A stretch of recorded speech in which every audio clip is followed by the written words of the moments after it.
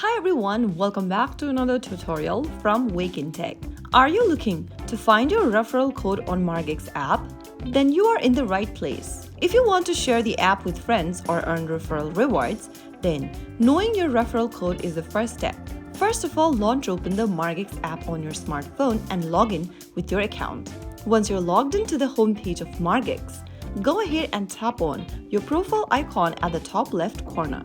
From your profile icon, go ahead and select your referral code button and tap on the copy button. You'll then be able to copy your referral code in your device's clipboard. If you want to share your referral code with your friends, go ahead and tap on share and select one of the friends you'd like to refer or share your invite link with, and then tap the send button to send in the reference link.